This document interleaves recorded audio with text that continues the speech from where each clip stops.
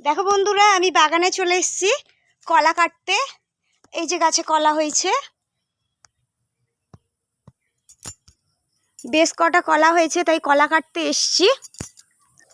আর সবজি লাগানো হয়েছে, কটা সবজি তুলতে এসছি। এই যে আমাদের বাগান সবুজময় চারিদিকে। এই যে আমাদের হলুদ গাছ লাগানো হয়েছে, সারি সারি করে হলুদ গাছ লাগিয়ে দেওয়া হয়েছে। এটা হচ্ছে কাঁচা কলা, মাথার উপর আছে কাঁচা কলা, আর ওদিকে দেখালাম পাকা কলা, এটা কাঁচা কলা। দেখো বন্ধুরা, আমি যে কচুর শাক রান্না করি, এই যে এক একটা করে কেটে নিয়ে যাব বাড়ি, কালকে রান্না করব বলে। তাই আজকে চলে এসেছিলাম বাগানে কাঁচা কলা কাটতে, আর নিতে এসেছিলাম কচুর শাক।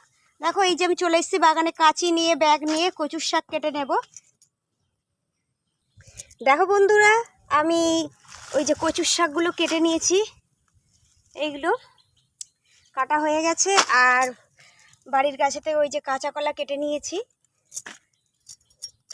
দেখো বন্ধুরা, আমাদের গ্রামে বাড়ি বলে আমরা টাটকা টাটকা সবজি খেতে পাই।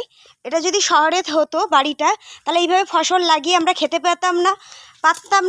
আর এই টাটকা ফসলও খেতে পেতাম না। আমাদের গ্রামে বাড়ি বলে তাই আমরা সব কিছুই পাই। প্রাকৃতিক আবহাওয়া এত সুন্দর, বলার নেই। কারেন্ট না থাকলেও আমাদের গরম মনে হয় না, যে প্রাকৃতিক বাতাসটা পাই, দম বন্ধ হয় না, একটা খোলা জায়গার মধ্যে থাকি। আমরা সত্যিই খুব ভাগ্যবান এই গ্রামে জন্মে। চলো, আমাদের এই যে স্বপ্নের বাগান, আমার যেমন আমার এই মাঠঘাটে থাকতে খুব ভালো লাগে। এই মাঠে ঘাটে থাকতে, মাঠে ঘাটে ঘুরে বেড়াতে, ফসল লাগাতে সত্যি আমার খুব ভালো লাগে। চলো, তোমরা ভালো থাকো, টাটা।